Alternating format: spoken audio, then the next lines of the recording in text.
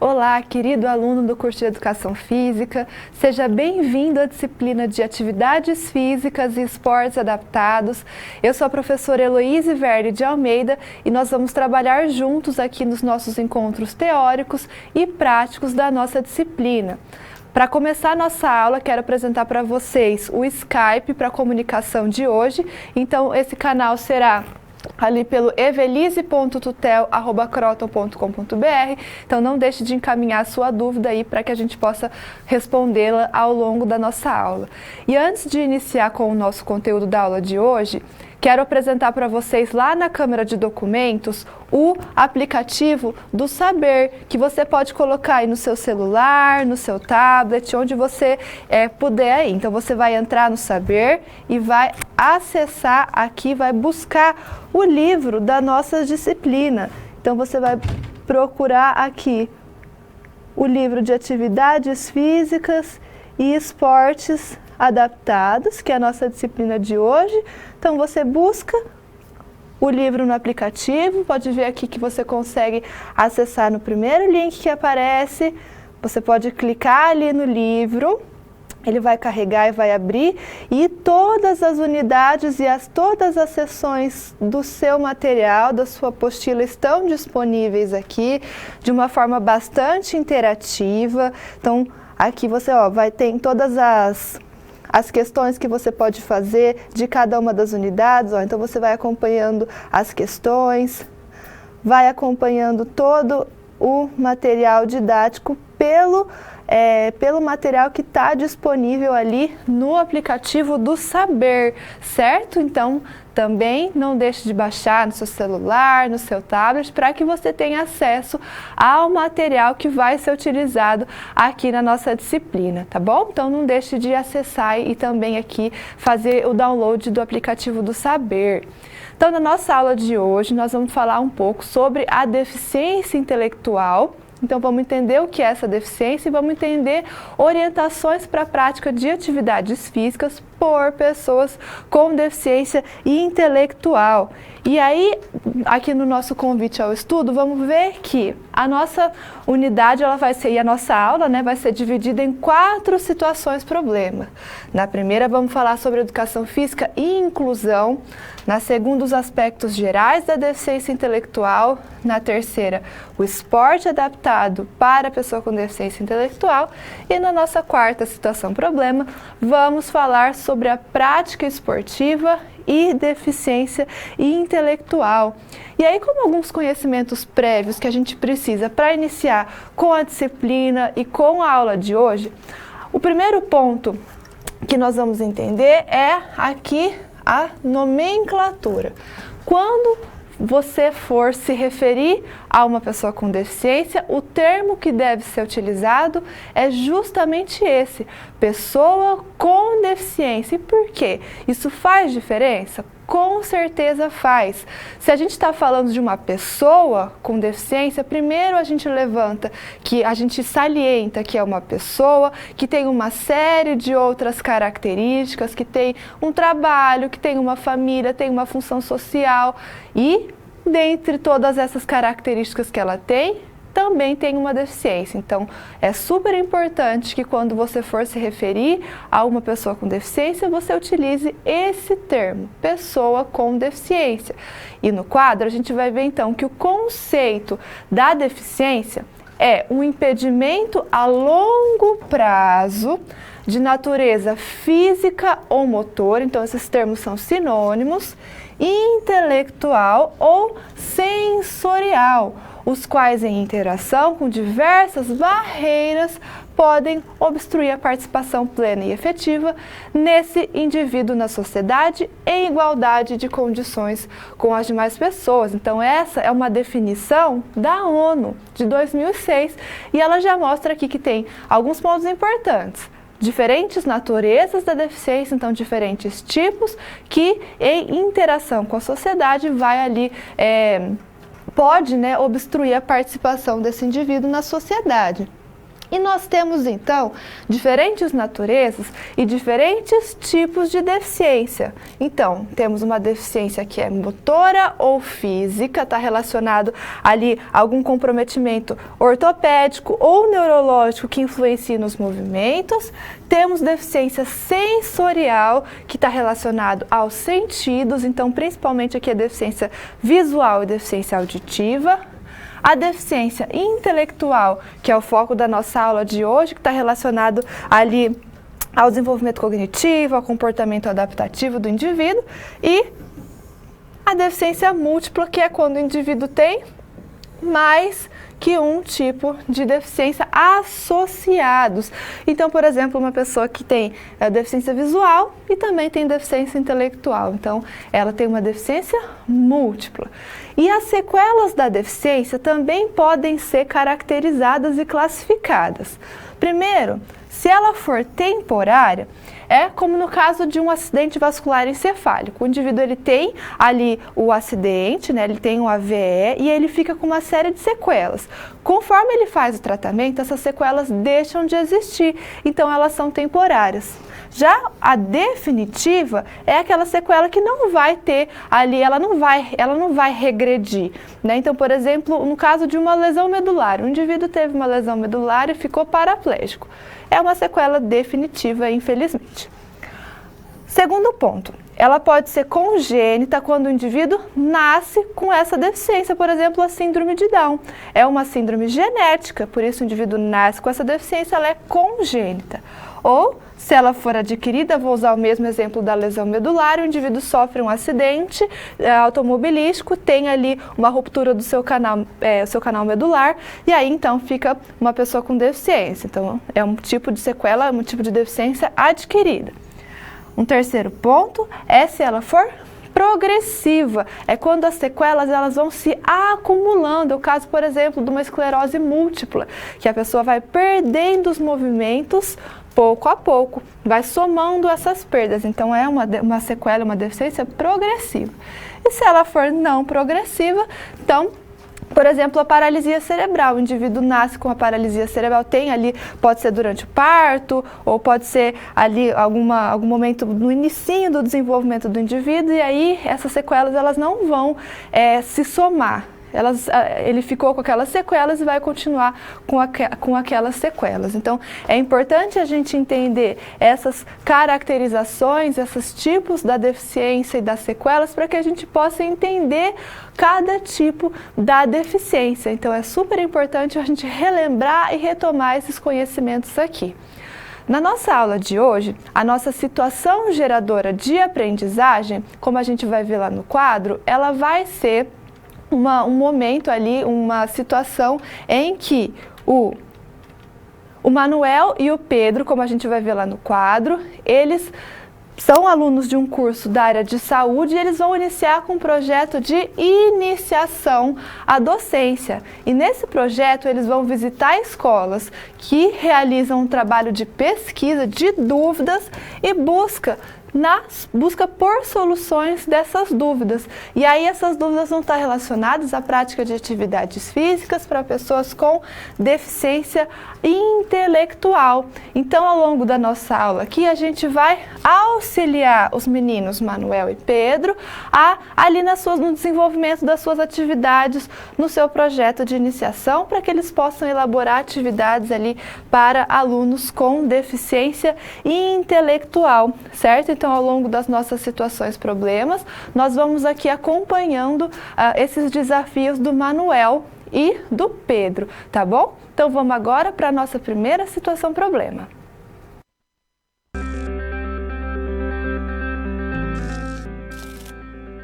Olá, tudo bem? Espero que esteja gostando dessa aula. Como você pode perceber, é muito importante estudar o conteúdo da pré-aula no ambiente virtual antes de conhecer e resolver as situações problema. Vamos lá? As etapas para compreender e resolver as SPs são simples e facilitam os seus estudos. Primeiro, é necessário conhecer e interpretar os detalhes da situação problema, entender onde se passa a situação, quais agentes estão envolvidos e quais recursos estão disponíveis. Depois, é a hora de problematizar a situação apresentada.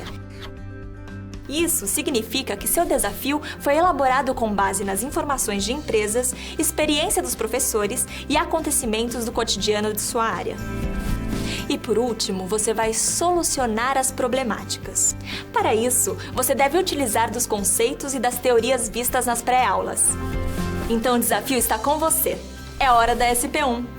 Caso surja um ponto de interrogação, você pode sempre acessar o fórum e enviar suas dúvidas, ok? Bons estudos e até mais!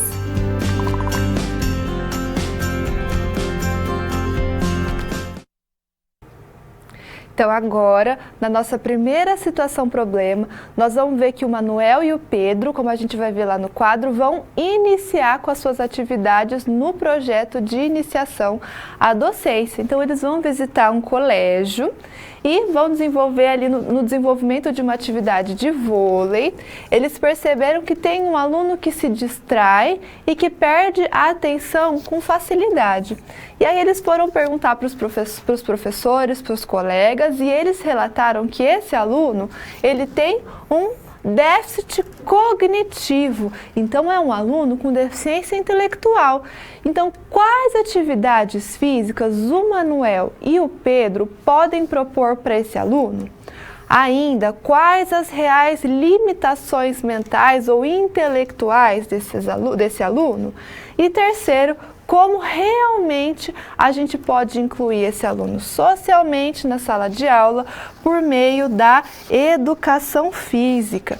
E para que a gente possa então iniciar falando aqui um pouquinho da inclusão e da educação física, a educação física é um espaço privilegiado para o trabalho da inclusão. Primeiro, porque é no momento da educação física em que os alunos saem ali do seu espaço, de cada um na sua carteira, e vão para o espaço da quadra, onde eles vão, em grande parte das vezes, vão para um espaço de quadra, onde eles vão trabalhar em grupo, vão estar todos ali juntos, dentro de uma atividade. Na sala de aula, de repente, é cada um na sua carteira. Já na educação física, não. Então, se um aluno, ele consegue participar, se ele é integrado numa atividade na aula de educação física, então esse aluno de fato vai participar e vai estar em interação com os outros colegas. Então, por isso a inclusão no espaço e na aula de educação física é tão importante, né? E a gente vai vendo ao longo da nossa disciplina, ao longo das nossas aulas, os benefícios que a prática de atividade física tem para uma pessoa com deficiência, né? Então é super importante a gente buscar a inclusão do aluno com deficiência na aula de educação física. Além disso, nas aulas de educação física, como a gente vai ver lá no quadro, a gente tem um trabalho do corpo, um desenvolvimento de movimento, um desenvolvimento psicomotor, atividades que podem trazer o desenvolvimento psicomotor, que é o desenvolvimento integral do indivíduo, quando a gente junta ali, quando a gente consegue unir o desenvolvimento motor, o desenvolvimento cognitivo e o desenvolvimento afetivo. Então, esses três processos de desenvolvimento, eles são integrados, eles acontecem de uma maneira integrada e a gente chama de desenvolvimento psicomotor. E através de práticas de movimento, de atividade física, a gente tem o desenvolvimento psicomotor, que então é super importante num processo de desenvolvimento de um indivíduo. E essas atividades, elas são oferecidas na aula de educação física. Continuando lá no quadro, nós temos então que buscar a inclusão. E a Lei Brasileira de Inclusão da Pessoa com Deficiência, a gente chama de LBI, ela tem como objetivo assegurar e promover em condições de igualdade o exercício dos direitos e das liberdades fundamentais por uma pessoa com deficiência, visando sua inclusão social e sua cidadania. Então, todas as ações e os direitos que são descritos na lei, eles buscam, então, promover essa igualdade do exercício do direito da pessoa com deficiência. Então, a Lei Brasileira de Inclusão, ela é importante nesse sentido. E aí, ela trouxe algumas mudanças no ensino, primeiramente. Então, o que consta lá na lei? Todas as crianças, seja ela com deficiência, sem deficiência, elas têm direito a um ensino de qualidade. Então, uma criança com deficiência, ela tem direito de participar de uma escola de ensino regular, certo? Ela tem esse direito e não pode ser negado. Uma escola, ela deve receber um aluno com deficiência. E é proibido qualquer cobrança extra pelo atendimento a esse aluno com deficiência. Então, se, por exemplo, esse aluno ele precisa ali de um professor de apoio, que como a gente vai ver aqui, ele tem direito, todo aluno com deficiência tem direito a um professor de apoio, ele não pode ser cobrado. Além disso, uma coisa super importante é que se tornou obrigatório a partir da lei que nos cursos de licenciatura do ensino superior, então nas graduações dos cursos de licenciatura, é obrigatório uma disciplina de Libras e uma disciplina de educação inclusiva, uma disciplina que aborde a inclusão. Então isso faz com que o profissional que vai estar lá na escola esteja cada vez mais preparado para receber uma pessoa com deficiência. E nós estamos, então, em um momento social de sobreposição de preconceitos e de barreiras, seja ali com qual diferença for, né? Seja racial, seja de gênero, seja uma pessoa com deficiência, cada vez mais a gente está superando esses preconceitos. E como a lei aqui nos mostrou, nós temos instrumentos legais que garantem o acesso ao ensino regular para uma pessoa com deficiência ou independente da restrição que esse aluno tenha. Então, um professor que achava que trabalhar com um aluno com deficiência ia ser uma realidade distante, esses professores estão tendo que se atualizar para receber um aluno com deficiência, para que ele possa prestar um atendimento adequado ao aluno com deficiência. Até pouco tempo, as pessoas com deficiência, os alunos com deficiência lá na escola, eles eram dispensados das aulas de educação física. Isso fazia com que eles tivessem uma privação de experiências motoras que são extremamente importantes para o seu desenvolvimento. Então, o aluno com deficiência, ele deve participar da aula de educação física, vai ser importante para a sua inclusão e para o seu desenvolvimento. E para que a gente possa ter uma inclusão de qualidade, uma inclusão efetiva, a gente precisa mudar nossos comportamentos e a nossa visão estigmatizada.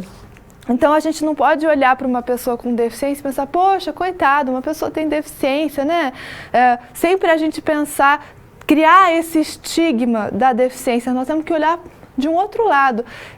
Essa pessoa tem uma deficiência? Tem.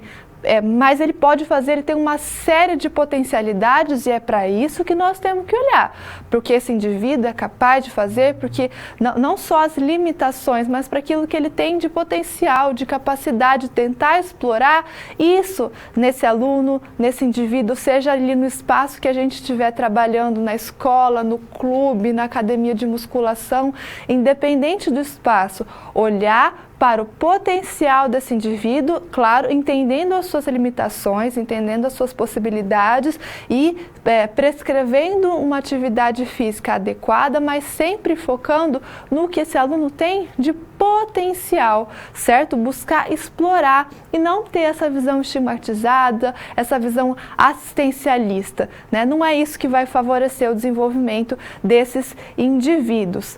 E no quadro a gente vai ver que uma outra possibilidade que é extremamente importante para a inclusão e para o desenvolvimento de uma pessoa com deficiência é o esporte, seja qual deficiência, né, nós estivermos falando, seja ali uma deficiência motora, deficiência sensorial, intelectual, o esporte, ele tem uma possibilidade de reintegração social, uma possibilidade desse indivíduo estar em contato com pessoas que tenham deficiência, estejam na mesma situação que ele é uma possibilidade de criar um novo olhar sobre si mesmo, sobre o seu corpo, de entender, nossa, quantas coisas eu consigo fazer dentro dessa modalidade. Então isso faz com que esse indivíduo possa desenvolver sua autoestima, sua autoconfiança. Isso vai interferir e vai se refletir na sua autonomia, no seu dia a dia. Então, como a gente vai ver lá no quadro, existem diferentes modalidades para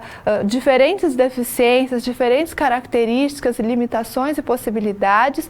Então vamos ver ali no quadro as imagens das modalidades que a gente tem, para que todas elas, né, com características diferentes, podem receber então pessoas com deficiências e também características diferentes. Então a gente tem basquetebol em cadeira de rodas, nós temos voleibol sentado, nós temos a bocha adaptada, natação, atletismo, paracanoagem, uma série de modalidades, ciclismo, triatlon, uma série de modalidades que podem ali acolher pessoas com diferentes tipos de deficiência. Então, o esporte também é uma forma de reabilitação social e motora também, né, do indivíduo desenvolver força, desenvolver agilidade, de repente, na cadeira de rodas, desenvolver seus movimentos. Então, uma estratégia importante de reabilitação motora e social, certo? Então, é a partir do conhecimento do professor que está ali trabalhando com esse aluno, é a partir também da motivação, da busca do professor, independente do espaço, novamente, que ele tiver, pela inclusão, por promover uma atividade que seja adequada e adaptada para o aluno com deficiência, que a gente vai ter ali a inclusão desse aluno independente do espaço que a gente estiver trabalhando, né? Então, o professor de educação física tem um papel muito importante no processo de inclusão escolar e também fora da escola. Por isso é importante que a gente tenha esse conhecimento e tenha também esse pensamento, essa motivação de trabalhar isso no ambiente que a gente tiver. Então, por isso, essa é uma disciplina importante na sua formação. Ela tem, claro, ali uma série de características que vamos falar de movimento, vamos falar da parte fisiológica de uma deficiência, vamos entender como a gente prescreve, mas a gente nunca pode esquecer que a inclusão também está sempre presente nesse sentido e a gente tem que buscar por isso quando for trabalhar ali com um indivíduo com deficiência, tá certo? Em relação à deficiência intelectual, no quadro a gente vai ver o conceito dessa deficiência. Então, um indivíduo que tem deficiência intelectual é aquele que tem dificuldades para aprender, tem uma redução na capacidade de aprender, de pensar abstratamente, de se adaptar a novas situações e conjunto de processos como memória, categorização, aprendizagem e solução de problemas, além da capacidade linguística ou de comunicação e conhecimento social.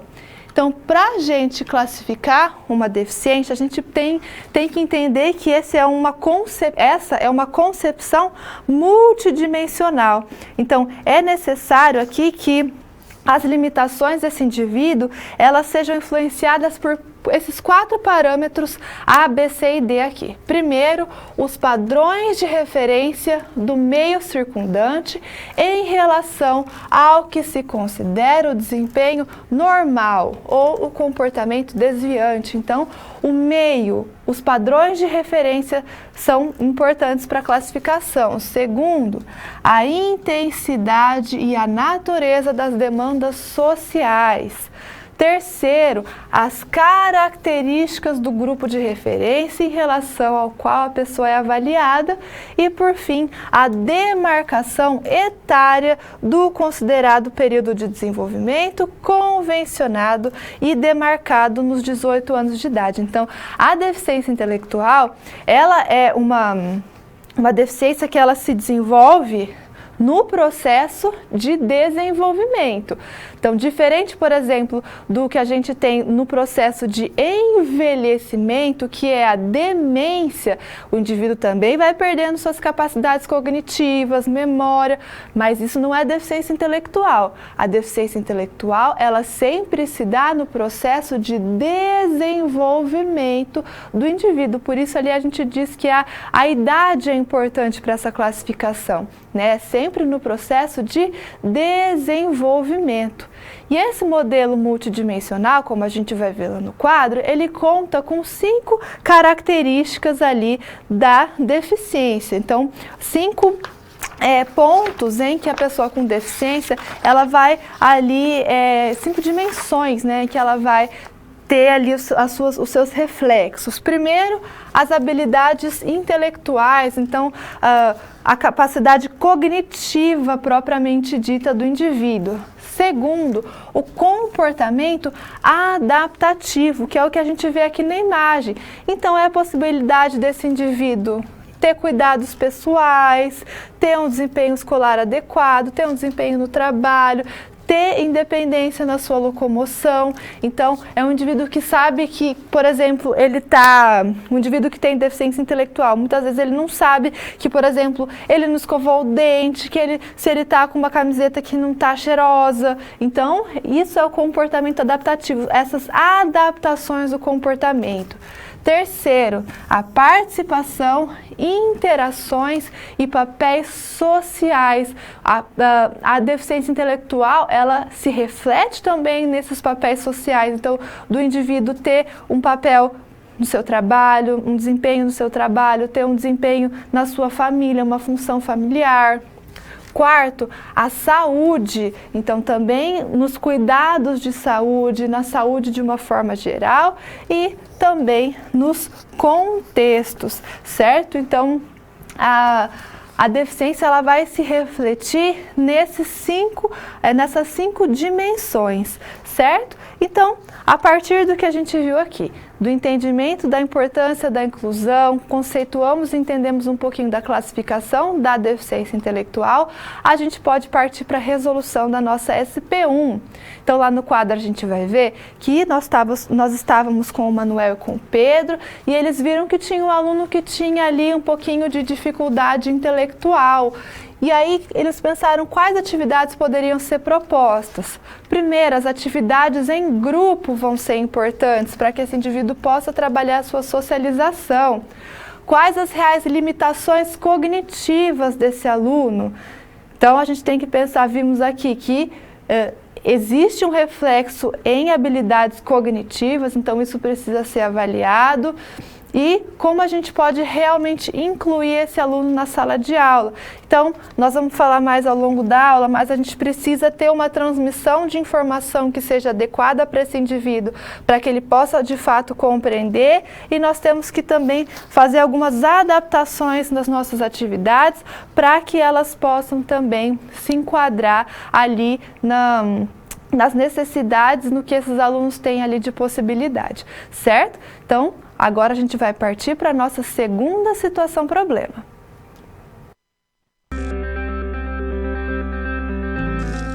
Opa!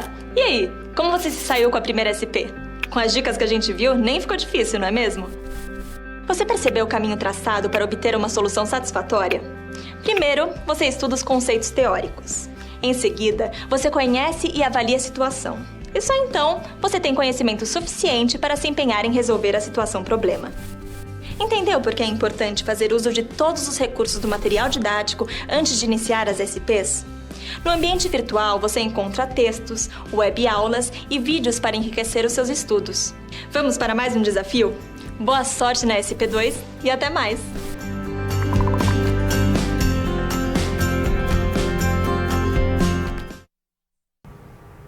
Agora, na nossa segunda situação problema, você vai ver que o Manuel e o Pedro, eles vão continuar ali desenvolvendo atividades físicas para as pessoas com deficiência intelectual. Então, lá no quadro a gente vai ver que eles continuaram lá na escola e eles foram lá e perceberam que em uma turma de 32 alunos, 4 tinham deficiência intelectual e eles apresentavam apatia e desinteresse ali pelas atividades. Então, é correto dizer que todos os alunos com deficiência intelectual demonstram apatia em sala de aula, são apáticos? Quais são as principais características, limitações e especificidades da deficiência intelectual? Então, vamos agora entender um pouco mais dessas características desse tipo de deficiência. Para começar, a gente tem que entender que uma pessoa com deficiência intelectual, ela vai passar pelos mesmos processos de desenvolvimento que uma pessoa sem deficiência. O que acontece? Ela vai demorar mais para evoluir dentro desses processos. Então, uma criança, ela tem uma idade determinada, por exemplo, para atingir um controle muscular aqui para ela conseguir ficar sentada, ela tem uma idade mais ou menos determinada para conseguir engatinhar, para conseguir caminhar, para começar a desenvolver linguagem. Então, existem estágios do desenvolvimento que a criança vai adquirindo esses marcos, ela vai passando por esses marcos. Uma pessoa com deficiência intelectual, ela vai também passar por esses marcos, mas de uma forma mais lenta. E o que vai ser importante? O estímulo que ela recebe. Se uma criança com deficiência intelectual não for estimulada, ela pode não atingir os níveis mais avançados de desenvolvimento. Agora, se uma criança com deficiência intelectual recebe estímulos que são adequados, está constantemente realizando ali atividades que são importantes para o seu desenvolvimento, ela vai atingir esses marcos ali, esse processo mais avançado do desenvolvimento. Então, o que é importante? O estímulo que a gente fornece. No quadro a gente vai ver ali uma divisão ali do nosso desenvolvimento em fases. Então, elas acontecem na seguinte ordem. Primeiro, a fase sensório-motora, que acontece do nascimento até os 2 anos. Em seguida, a fase pré-operacional, dos 2 aos 7 anos. Depois, a fase das operações concretas, dos 7 aos 11 anos. Depois, por fim, a fase das operações formais, que acontece dos 12 anos em diante. Aí você pode depois ver no seu livro didático bem certinho as características de cada uma dessas fases. Então, uma pessoa com desenvolvimento ali sem intercorrências, ela vai passar por essas fases nessas idades mais ou menos. Uma pessoa com deficiência intelectual, ela pode demorar mais para atingir essas fases ali do desenvolvimento cognitivo. E o desenvolvimento motor, ele está bastante associado ao desenvolvimento cognitivo, então eles caminham muito juntos. Então, uma criança com deficiência intelectual também vai ter ali, vai demorar mais para atingir etapas do desenvolvimento motor, certo? Então, o desenvolvimento motor e cognitivo, eles caminham juntos.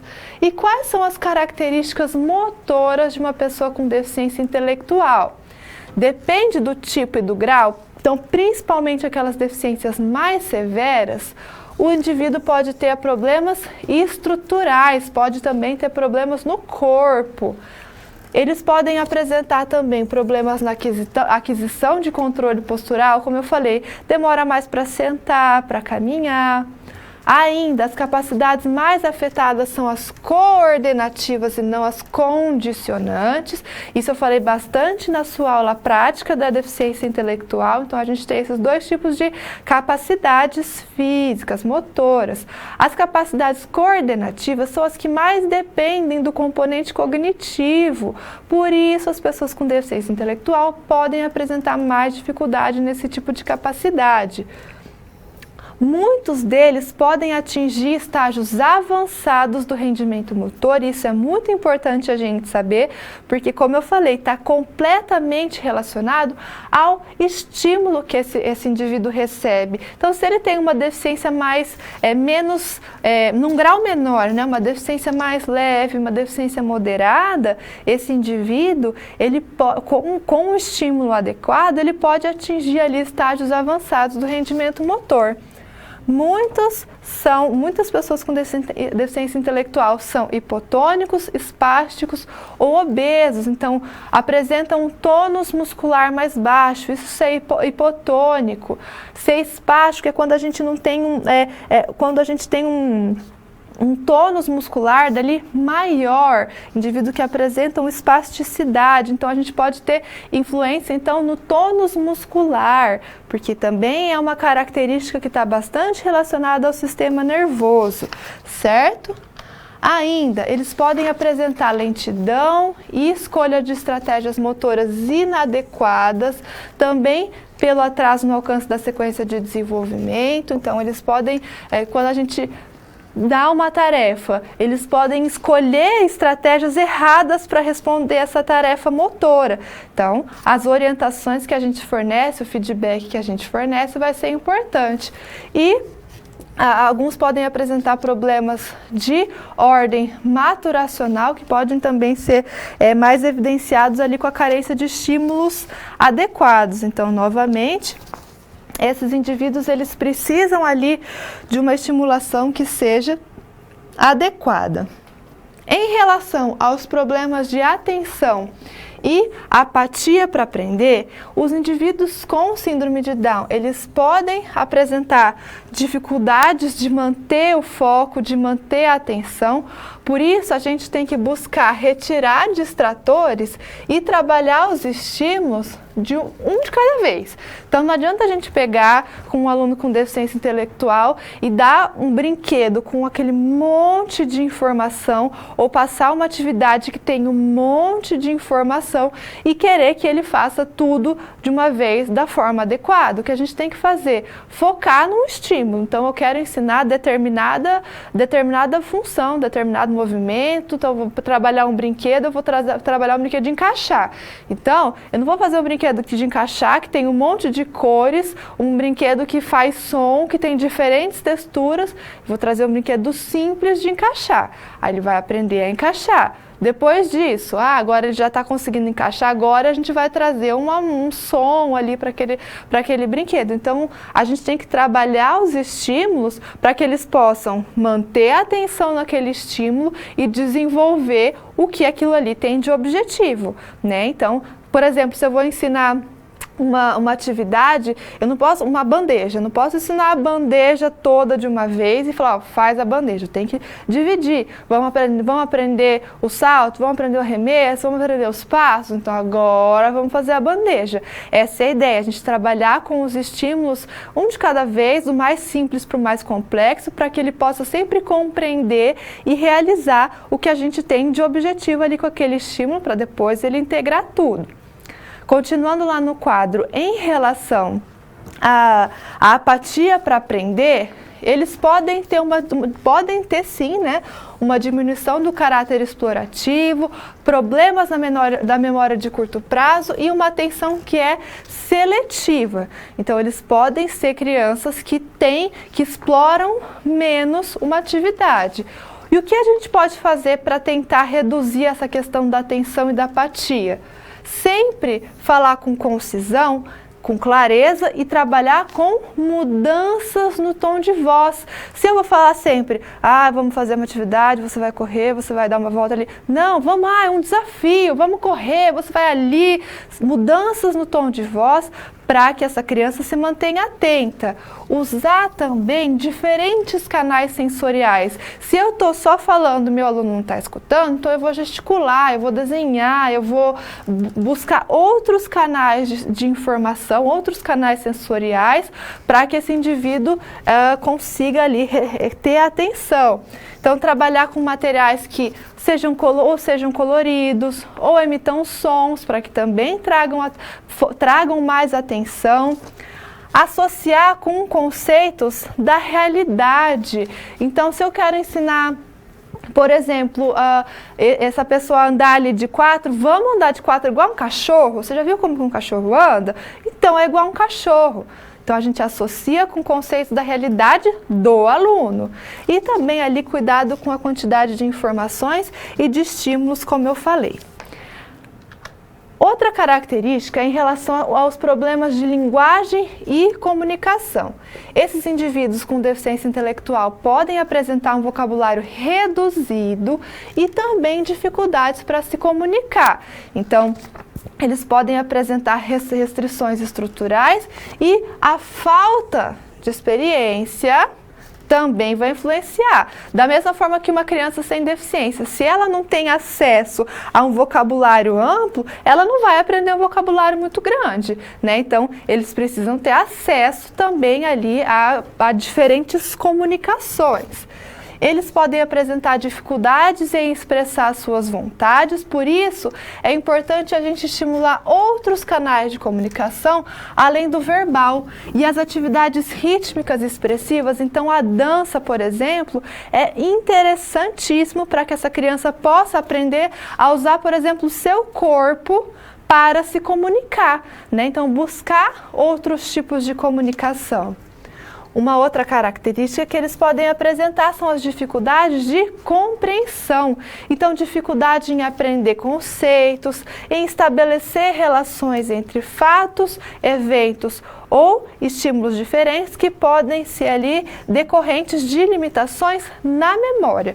Então, essas dificuldades de compreensão, elas podem ser reflexo da memória. Então, por isso também a forma como a gente explica uma informação, a forma como a gente traz um conceito, a associação que a gente faz com uma coisa que seja familiar ao aluno, uma coisa que ele já saiba, vai auxiliar que ele aprenda esse novo conceito, certo? Então, agora que a gente entendeu todas essas características da pessoa com deficiência intelectual, vamos resolver a nossa segunda situação problema. Então, a gente estava lá com o Manuel e com o Pedro, que estavam com aqueles alunos lá, aqueles 4 alunos com deficiência intelectual, e eles ali estavam com apatia para aprender, estavam com pouca atenção. Então, como chamar a atenção desses alunos? É natural um aluno com deficiência intelectual apresentar apatia? Então, a gente viu que as características da deficiência, da pessoa com deficiência, estão relacionadas sim a dificuldades na atenção e também nessa apatia ali em sala de aula. Mas o que a gente pode fazer? A gente viu algumas recomendações. Alterar o tom de voz na sala de aula, isso pode auxiliar, fazer com que esse aluno então se mantenha mais atento. Verificar se o local onde esses alunos estão sentados favorece o contato visual com o professor. Então, será que esses alunos eles conseguem perceber o professor ali? Então, tá num local que você esteja de fato em contato com o aluno. Ainda, trazer desafios para esses alunos, né? Então, atividades que sejam motivantes para que esses alunos se mantenham atentos, se mantenham estimulados ali na atividade. E também trazer novidades, né? E buscar trazer objetos, situações, brincadeiras em que o aluno possa explorar bastante aquela atividade. Então, com o estímulo, com a forma de transmissão da informação adequada, a gente consegue fazer com que esse aluno ele tenha mais atenção, ele mantenha mais a sua atenção, que ele possa explorar mais uma atividade, ser menos apático, né? Que ele tenha ali mais interesse, mais participação, ele se envolva mais na atividade. Então, isso depende bastante da forma como a gente traz o estímulo, da forma como a gente traz o desafio, traz ali a nossa atividade que nós vamos desenvolver. Então, o professor ele tem uma função importante nesse processo de transmitir a informação e fazer com que o aluno se mantenha atento e motivado, tá bom? Então, agora a gente vai para a nossa terceira situação problema. Olá! Agora que você já solucionou 2 das SPs, muitas das teorias vistas na pré-aula fazem mais sentido, não é mesmo? Essa é justamente a função das situações problema, te preparar de forma mais prática para a realidade da vida profissional. Já conhecer algumas das situações que podem surgir no dia a dia faz de você um aluno mais preparado para o mercado de trabalho. Bom, a SP3 já vai começar. Se ficar com dúvida em algo, pode entrar no fórum e enviar sua pergunta, ok? Até mais!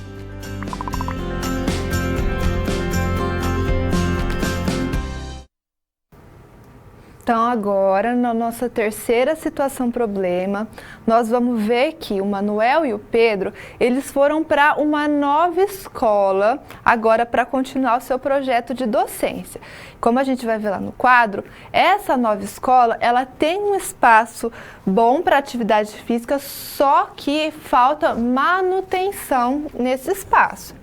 Além disso, eles viram lá com a coordenação da escola que tem uma sala só com alunos com deficiência. Então, esses alunos, eles não têm socialização com os demais colegas da escola. Então, a partir disso, qual seria a melhor forma de socializar e integrar os alunos com deficiência intelectual com os demais alunos da escola? Quais são os esportes mais indicados para o aluno com deficiência intelectual e que, ao mesmo tempo, possuem um baixo custo ali para o colégio, já que a gente viu que está faltando manutenção ali nessa escola, certo? Então, vamos ver agora o que a gente pode pensar de esporte para pessoa com deficiência intelectual. Então, a prática de atividade física adaptada é o exercício, é a atividade física, que ela tem ali alguma mudança no seu protocolo, na sua característica, no material que é utilizado, para que possa ser realizada por uma pessoa com deficiência.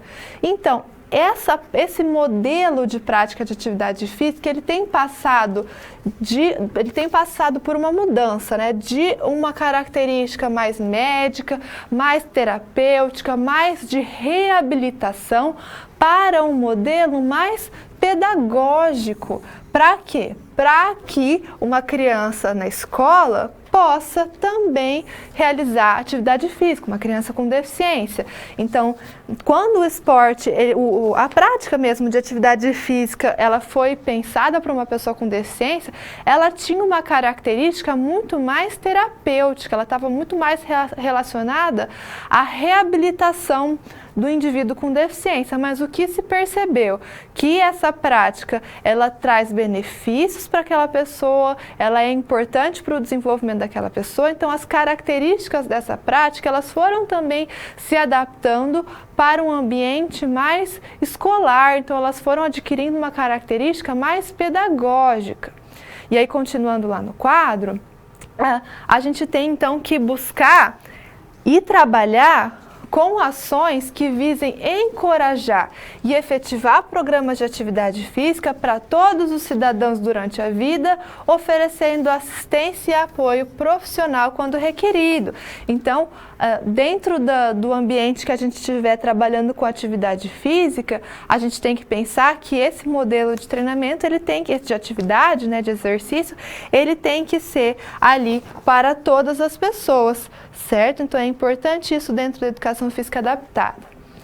Um indivíduo com deficiência intelectual, ou a deficiência, né, ela precisa ser observada do ponto de vista da função e do ponto de vista do desenvolvimento. Então, o que a gente tem que entender? Quais são as limitações do nosso aluno e quais são as potencialidades do nosso aluno.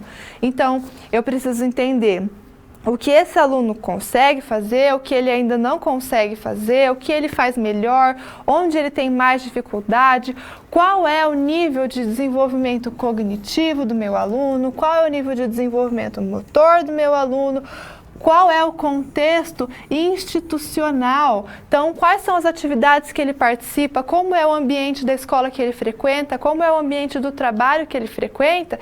A gente precisa entender todo esse contexto para que a gente possa escolher ou adaptar uma atividade que seja compatível com essas características do meu aluno, uma atividade que seja adequada a essas características. Então, a gente precisa garantir que o aluno tenha compreensão da atividade ou fazer uma atividade que permita a compreensão do aluno. O que podemos adaptar também? Reduzir a velocidade do jogo, reduzir a distância, modificar regra, buscar esses contextos de adaptação para que se possa criar uma proposta que seja adequada. E nós temos que ter um cuidado com superproteções. Isso acontece.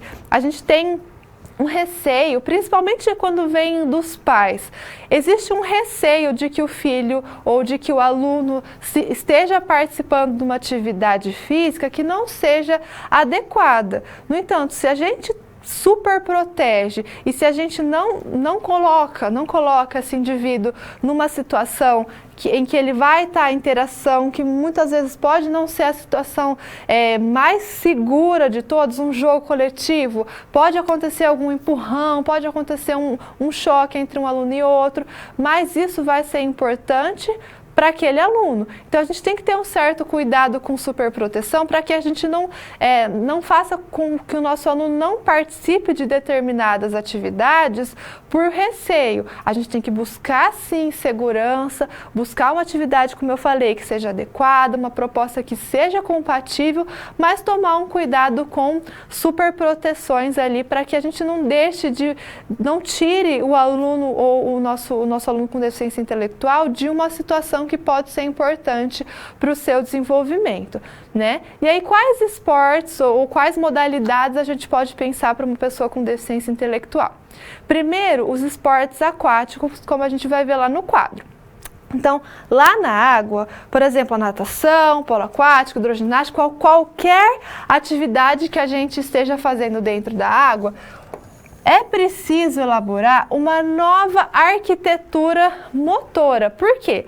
Quando a gente está aqui na Terra, né, quando a gente está no ambiente terrestre, a nossa respiração a nossa postura ela é vertical. Quando a gente vai, por exemplo, para a natação, a nossa postura muda. A gente tem que ficar em horizontal ali na água. A gente tem que buscar um padrão de respiração completamente oposto ao que a gente tem aqui na Terra. Então, isso faz com que a gente tenha que reorganizar os nossos movimentos, as nossas ações motoras. Por isso, estabelecer uma nova arquitetura motora. E aí, como a gente vai ver lá no quadro, isso é um estímulo importante para o desenvolvimento motor, para o desenvolvimento psicomotor. Vamos ver lá no quadro. Então, essas novas possibilidades de movimento, elas vão fazer da natação uma proposta enriquecedora ali para uma pessoa com deficiência intelectual. Ele vai ter que buscar uma postura diferente, vai ter que buscar uma respiração diferente, uma nova arquitetura motora. Lá no quadro, a gente vai ver que a dança e o ritmo também são importantes. Já falamos aqui um pouquinho da importância da dança. Então, primeiro, vai trabalhar a coordenação motora, né? O ritmo, a gente trabalhar um movimento dentro de um estímulo sonoro, fazer com que o movimento acompanhe o estímulo sonoro, é importante para a coordenação motora. Também trabalha percepções sensoriais, tanto ali auditivas quanto visuais, uma interação social e a expressão corporal, como foi dito anteriormente. Então, o indivíduo buscar novas formas de expressão, de comunicação que não sejam verbais. Então, a dança e o ritmo também são uma proposta muito legal. Além disso, os esportes coletivos também podem ser desenvolvidos com pessoas com deficiência intelectual. Por quê? É uma modalidade em que se tem interação social. Então, dentro de uma equipe ali, o indivíduo ele vai trabalhando, vai tendo a função ali dentro da equipe, vai interagindo com os colegas. E aí o que a gente tem que fazer? Mudar regra, mudar espaço, mudar material, para que fique compatível com o nosso aluno. E como eu falei, trabalhar as habilidades de uma forma segmentada. Então, a gente não traz ali um movimento completo, como um todo. A gente vai segmentando os movimentos, vai pegando por partes cada um dos movimentos para que esse indivíduo depois possa entender cada um e depois juntar tudo. Então, quando eu for trabalhar ali, por exemplo, o esporte com uma pessoa com deficiência intelectual, eu tenho que trazer menos limitações, né? Então, não posso falar assim, então vou ensinar futebol. O futebol joga 11 jogadores de cada lado num campo de tal extensão, com de repente, muitas informações. O que eu faço? Trabalho num campo reduzido, trabalho com menos jogadores, não crio uma limitação espacial muito grande, deixo meu indivíduo mais livre ali para se movimentar. Então, eu vou diminuindo as limitações, né? Para que depois, conforme ele vai aprendendo, a gente possa, então tá. Então, agora você aprendeu o futebol assim, desse jeito, agora a gente vai aumentar o tamanho da quadra, né? O tamanho do campo. Então, agora você vai ter que correr por mais espaço, vai ter que se deslocar, vai ter que chutar a bola dentro de um espaço maior. Agora você já consegue jogar no espaço maior, então eu posso colocar mais jogadores no time. Então a gente vai, como eu falei, trabalhando de estímulos mais simples para estímulos mais complexos, mas as modalidades coletivas podem ser desenvolvidas. Isso não é uma implicação para a gente desenvolver esporte coletivo, e sim um cuidado, uma adaptação que deve ser feita para que essa modalidade ela possa ser desenvolvida e ela possa ser aprendida por uma pessoa com deficiência intelectual. Então, retomando, né, os esportes aquáticos são uma estratégia legal, a dança e o ritmo também trazem possibilidades importantes e os esportes coletivos também. Então, a gente vai resolver agora a nossa situação problema 3, vamos ver lá no quadro, então, essa resolução. Então, a gente viu que o Manuel e o Pedro estavam lá na escola, que era uma escola que tinha falta de infraestrutura e que também apresentava problemas didáticos, já que a gente tinha uma turma só com aluno com deficiência intelectual, então isso não é adequado. E alunos, então, que apresentavam dificuldades motoras.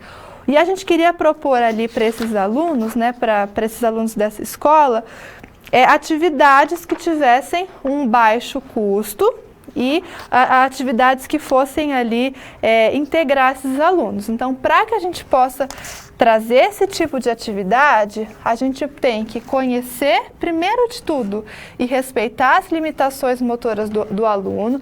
Então, como a gente viu, entender quais são as características desse aluno, entender as limitações, as potencialidades, o nível de desenvolvimento cognitivo, o contexto institucional, como a gente falou, para que a gente possa escolher uma atividade compatível com o aluno. Entendemos o nosso aluno, pensamos numa atividade, então, verificamos se precisamos mudar as regras daquele esporte, daquele jogo, daquela proposta, para que a gente possa ter a participação dos alunos. E, por fim, fazer um trabalho segmentado no ensino das habilidades. Então, ensinar as habilidades segmentadas, para que depois a gente possa partir ali para uma habilidade mais complexa, certo? Mas aí a gente falou, então, novamente, de esportes aquáticos, falamos de modalidades coletivas, falamos de dança e ritmo, e no quadro a gente vai ver uma imagem, voltando lá, que é alunos com deficiência intelectual praticando judô, né? Então, praticando uma luta. Isso é legal também, uma nova possibilidade ali também de buscar uma modalidade diferente, uma modalidade que seja interessante para os alunos. Então, existem diferentes possibilidades, o que nós temos que fazer é adaptar essas possibilidades, certo? Então, agora vamos partir para a nossa quarta situação problema.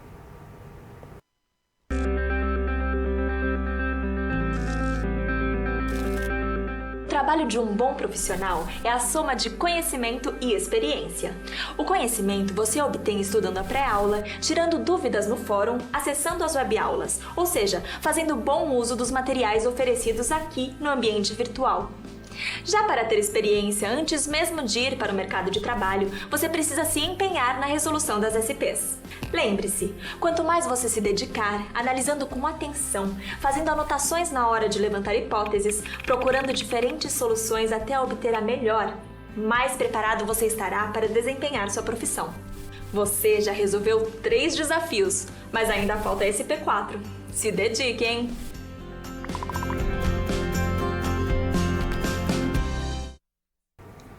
Então agora, na nossa quarta situação problema, a gente vai ver que vai ser o último dia de iniciação à docência do Manuel e do Pedro. E eles foram em uma escola que já realizava práticas esportivas com os alunos com deficiência intelectual, mas eles apresentavam algumas dúvidas, como a gente vai ver lá no quadro. Então, quais atividades ali eles realizavam? Vamos ver lá no quadro. E quais as propostas que eles realizavam e quais são possibilidades novas que podem ser realizadas para melhorar essa integração. Então, quais atividades eles podem realizar e como melhorar essa integração entre os alunos ali com deficiência intelectual e essa integração com pessoas sem deficiência também. Então, como a gente tem falado aqui durante a aula, para que a gente tenha uma prática que seja esportiva, uma prática de atividade física para uma pessoa com deficiência intelectual, a gente tem que fazer algumas adaptações. Então, existem alguns contextos de adaptação que vão ser, então, situações ou o que a gente vai mudar numa atividade para que ela fique adaptada ali para uma pessoa com deficiência intelectual. Então, primeiro, o ambiente, como eu falei, iniciar com o mínimo de limitações e regras espaciais, permitindo que o aluno se familiarize inicialmente com os aspectos de prática propriamente dita, como no caso, domínio de bola, ou seja, com as mãos ou com os pés, dentre outros fatores. Então, não criar uma limitação espacial muito grande para que o aluno possa se concentrar em no aprendizado de outras habilidades. Em seguida, a gente pode mudar materiais, então adaptar materiais, trabalhar com a apresentação gradativa dos materiais, permitindo a adaptação do aluno àquele material e a atenção naquele material. Então, a adaptação pode ser do tamanho, do peso, da textura e, como eu falei lá no início da aula, vou trazer um joguinho de encaixar. Então, eu vou trazer um joguinho de encaixar que seja de um tamanho adequado, de um material adequado, que seja ali só de encaixar. Depois, agora eu vou trabalhar com texturas diferentes, agora eu vou trabalhar com sons. Então, adaptar um tamanho de uma bola, por exemplo. Então, se eu vou trabalhar com os alunos com deficiência intelectual que nunca fizeram um drible de basquete, eu posso pensar numa bola menor. Ou, se eu vou ensinar vôlei, eu posso pensar numa bolona, aquela bolona de borracha, para que seja mais fácil ele fazer o toque, para que seja mais fácil ele receber a bola, fazer uma recepção. Então, eu também vou adaptando os materiais para que ele possa ir aprendendo e em seguida a gente possa ir buscando ali uma complexidade maior. E, por fim, lá no quadro, a gente vai ver que um terceiro ponto de adaptação, vamos ver lá no quadro, são as regras. Então, simplificar regras para melhorar a compreensão, certo? Então, buscar ali uma dinâmica mais simples do jogo para que ela possa ser mais facilmente compreendida pelo aluno com deficiência intelectual. Nós temos aqui uma instituição, a gente pode chamar assim, que é a Associação Brasileira de Desportos para Deficientes Intelectuais, que é a ABDEM, e ela trabalha junto ali com a CBDI, que é a Confederação Brasileira de Esporte para Pessoa com Deficiência Intelectual, e essas instituições, esses órgãos, eles buscam catalogar modalidades e atividades físicas para as pessoas com deficiência intelectual, e a CBDI organiza algumas competições. Então, tem competição de futsal, tem competição de futebol, de natação, que são ali realizadas para pessoas com deficiência intelectual. E esses dois órgãos, eles organizam, né, e eles controlam e regulamentam também essas práticas de atividade física e essas práticas de esporte. Então, são instituições que trabalham ali especificamente com pessoas com deficiência intelectual. E pensando ali em atividades que nós podemos fazer com pessoas com deficiência intelectual, né, o que a gente pensou lá no início da nossa situação problema, que atividade a gente pode realizar? Então, vamos trazer aqui algumas atividades que estão lá no seu material didático. Então, conheça o meu amigo, você viu essa atividade lá na sua aula prática. Então, o aluno ele vai ficar posicionado em círculo e aí cada um vai falando o nome e todos os alunos têm que ir repetindo o nome. Então, eu falo o meu e aí o segundo aluno vai falar o meu e o dele, o terceiro aluno vai falar o meu, do meu colega e o dele. A gente pode mudar para número, pode mudar para cor, pode mudar para o que for, né? É uma atividade que, além de socializar os alunos, também trabalha a memória. Então, é uma atividade legal para fazer com pessoa com deficiência intelectual. Outras atividades lá no quadro que a gente vai ver são aqui, a atividade Mãos que Vêm. Então, trabalhar com essa atividade habilidades manipulativas. A gente venda os participantes ali e eles vão ter que reconhecer o colega pelo tato, ou pode ser reconhecer qualquer outro objeto ali pelo tato. A gente já estimula um novo canal sensorial. Terceiro, as formas alternativas de transporte, vai ajudar a desenvolver a criatividade e a motricidade. Então, cada aluno vai criar ou a gente separa os alunos em grupo e cada um vai criar uma maneira inovadora de transportar um colega de um lado para o outro. Pode ser no colo, pode ser de carriola. Então, fazer com que eles busquem respostas, como a gente viu lá no início da aula, que sejam adequados para aquele objetivo. Então, a gente não viu que eles muitas vezes buscam respostas inadequadas. Então, essa é uma atividade que pode fazer com que eles busquem respostas adequadas. Uma próxima atividade é na corda bamba. Então, a gente coloca uma corda e eles têm que caminhar por essa corda, por essa fita. Então, desenvolve equilíbrio, que é uma capacidade coordenativa importante. E outras demais atividades que desenvolvem as capacidades coordenativas, você vai ver na sua aula prática que a gente fez algumas atividades nesse sentido. Então, elas vão ser bem importantes para o desenvolvimento da pessoa com deficiência intelectual. Então, resolvendo aqui a nossa situação problema, vimos que o Manuel e o Pedro buscavam novas possibilidades além do que já era feito na escola. Então, a gente viu aqui Mãos que Vêm, Conheça Meu Amigo, formas alternativas de transporte, na corda bamba. São todas atividades físicas que, de alguma forma, vão ser importantes e vão trazer benefícios para a pessoa com deficiência intelectual. Então, vão ali estimular relações sociais e também o desenvolvimento psicomotor. E aí na sua aula prática você viu também, ou vai ver, né, bastante atividades que são voltadas ali para essa população, ok? Então a gente finaliza aqui a nossa quarta situação problema.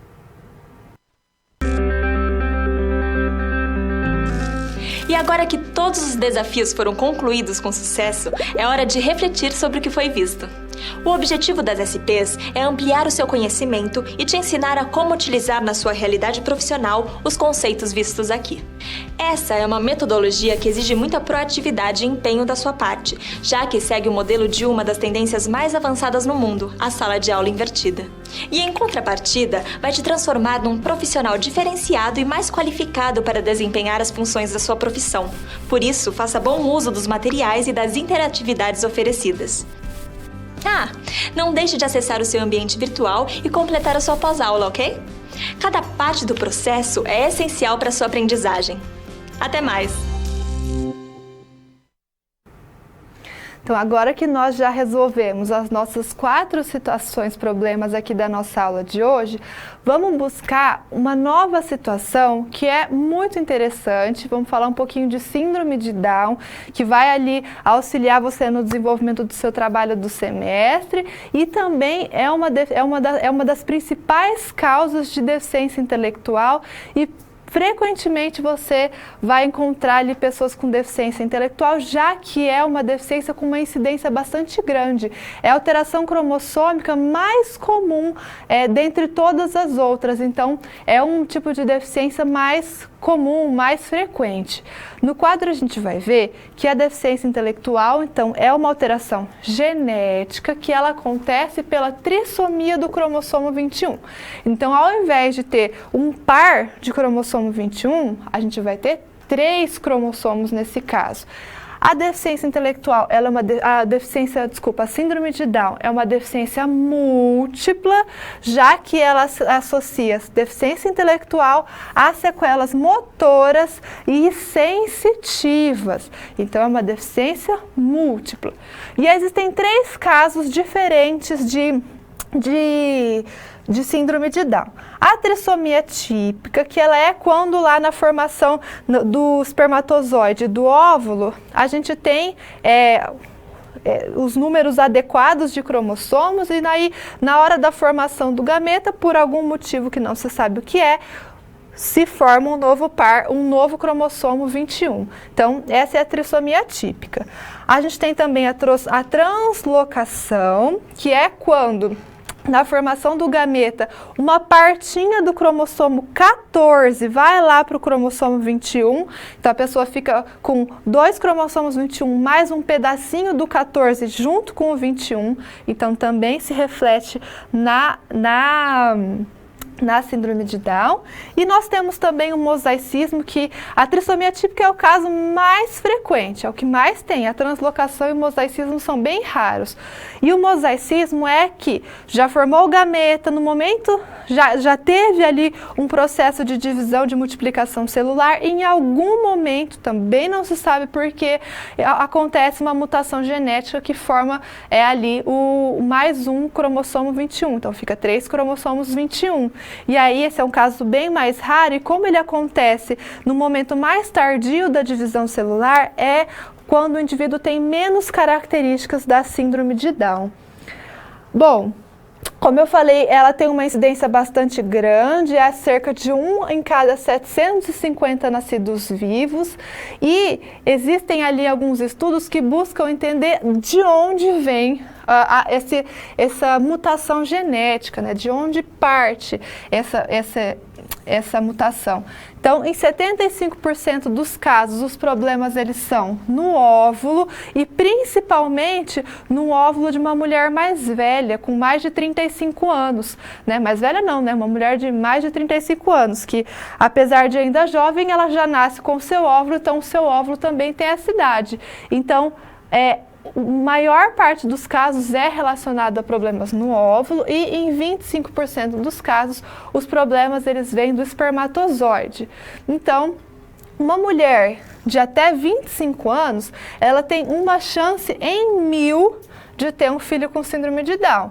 Uma mulher acima de 45 anos, ela tem uma chance em 50, então a partir dos 35 isso começa a aumentar e principalmente a partir dos 40, 45 anos, começa a aumentar um risco bem maior da mulher ter um filho com síndrome de Down, pelo que eu falei. É um óvulo mais velho, né? Então ele pode estar mais suscetível a alterações e a mutações genéticas.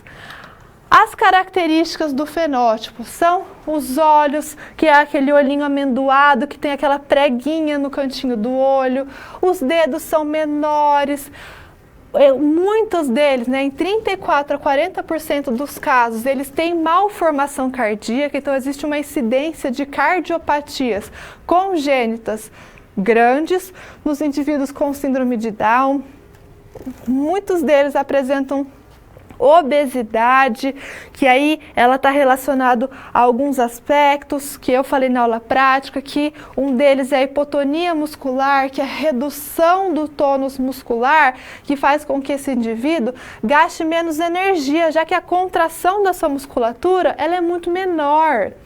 Além disso, muitos deles, até 64% das pessoas com síndrome de Down apresenta hipotireoidismo, que é uma disfunção da tireoide, em que se produz menos os hormônios da tireoide, e eles estão diretamente eles influenciam diretamente o metabolismo, eles influenciam uma série de funções enzimáticas que fazem com que essas pessoas tenham ali, por conta do hipotireoidismo, também ali mais obesidade, porque influencia o metabolismo.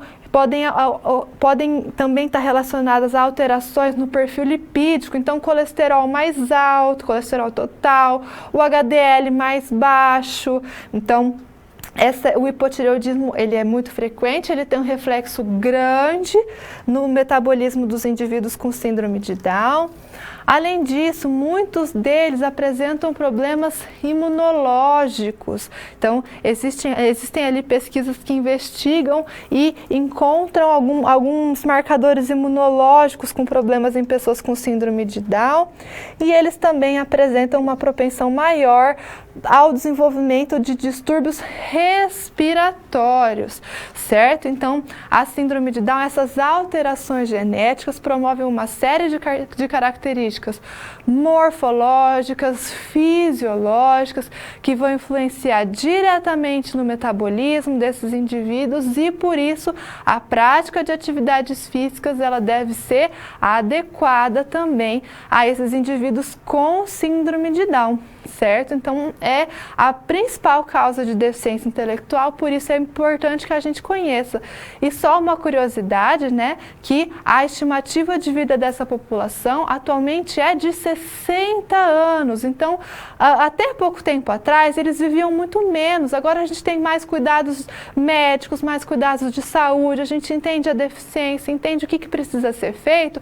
Então, esses indivíduos, eles vivem muito mais, certo? Por isso, a gente tem que cuidar e entender por mais tempo como a gente vai pensar na prática de atividade física para esses indivíduos. Então, é importante que a gente também conheça ali a síndrome de Down, suas características e o que é preciso, então, para esses indivíduos. Em relação à prescrição de exercícios, não pensando ali nessas características específicas, as mesmas ideias da deficiência intelectual se aplicam a essa população. Então, trabalhar capacidades coordenativas, o que a gente viu ali, também se aplica. Adaptar os contextos, o ambiente, material, regra, tudo isso também se aplica ao indivíduo com deficiência intelectual, com síndrome de Down, tá bom? Vou deixar agora um momento para que você possa enviar a sua dúvida, para que eu possa respondê-la e a gente finalizar a nossa aula. Então, logo eu volto com a sua dúvida.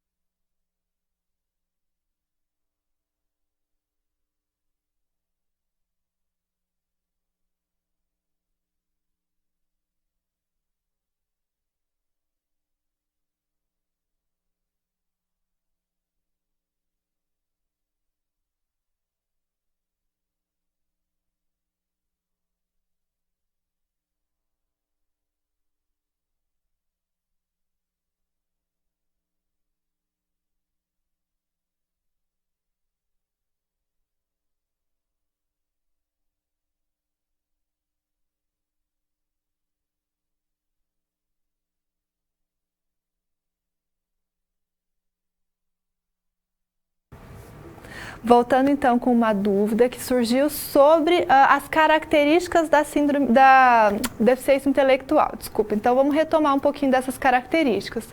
Em relação às características motoras, eles podem ter mais lentidão para fazer um movimento, eles podem escolher estratégias inadequadas para resolver uma tarefa motora.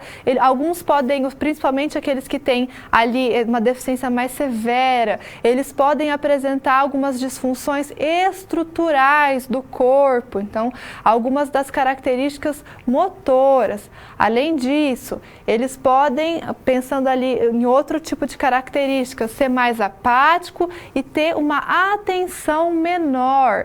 Então, ter apatia e um déficit de atenção. Então, a gente precisa mudar a forma como a gente transmite a nossa informação, buscar canais sensoriais diferentes, trabalhar com mudanças no tom de voz, para que a gente possa aprender a atenção, estimular o nosso aluno e fazer com que ele fique menos apático durante ali no seu espaço de sala de aula. Além disso, eles podem ter dificuldades de comunicação, podem ter um vocabulário reduzido, podem não conseguir expressar o que estão sentindo, ter dificuldades com a linguagem verbal. Então, a gente tem que primeiro trabalhar com um estímulo que seja para que ele desenvolva esse vocabulário. Como eu falei, uma criança sem deficiência também precisa disso. Se a gente tem um ambiente, um espaço em que essa criança tem ali contato com informações, com palavras, com um vocabulário diferente, possivelmente ela vai desenvolver também esse vocabulário e buscar também novas formas de comunicação. E aí a gente falou da dança, que é uma estratégia legal da gente utilizar para desenvolver novos canais de transmissão ali de comunicação, de comunicação corporal, de linguagem corporal. Certo? Então, essas são algumas das características da pessoa com deficiência intelectual que a gente falou aqui ao longo da nossa aula, certo? Então, caso surjam ainda mais dúvidas, vocês podem enviar essas dúvidas para o fórum, para que eu possa estar respondendo, para que os tutores também possam responder as dúvidas de vocês, tá bom? Então, a gente vai finalizando a nossa aula de hoje por aqui. Um grande abraço e até a próxima aula.